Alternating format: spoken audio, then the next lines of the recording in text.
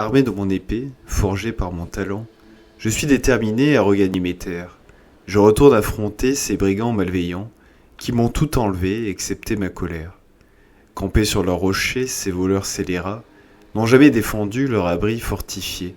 C'est en terrorisant les habitants d'en bas qu'ils tenaient le secret de leur impunité. Il se tient près de moi le corsaire affranchi, ainsi que mes alliés empreints de dévotion. Nous détruisons l'entrée en poussant des grands cris, puis j'entre dans le fort suivi du bataillon. Les brigands sidérés cherchent à se relever, pour saisir leurs gourdins sans pourtant les trouver. Il y a sur le sol tous les objets volés, qui renvoient le soleil dans leurs yeux aveuglés.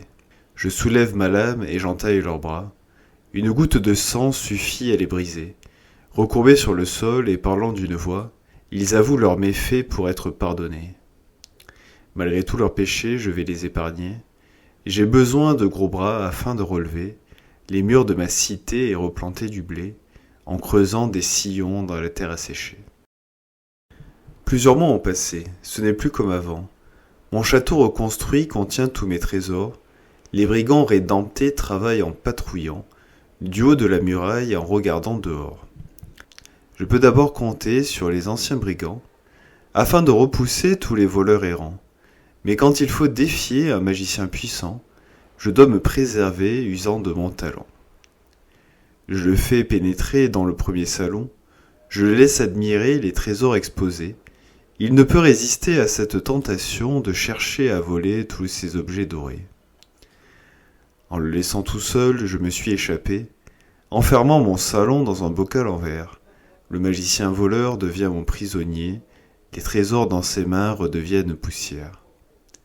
Près des murs extérieurs, d'imposants vers de terre, remue toute la terre afin de replanter les semences de blé dès la fin de l'hiver, qui viendront regarnir ce désert asséché.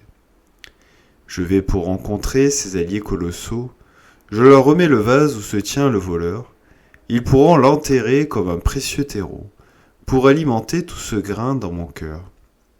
Je ne peux empêcher ces assauts incessants, mais je peux les contrer par des actes précis. Je sais mieux distinguer, sous leurs traits apparents, ceux qui cherchent à voler de tous mes vrais amis. Je suis prêt à risquer, de façon raisonnée, à faire entrer chez moi de parfaits étrangers, en prenant bien le temps de d'abord discuter, pour ouvrir doucement les portes refermées.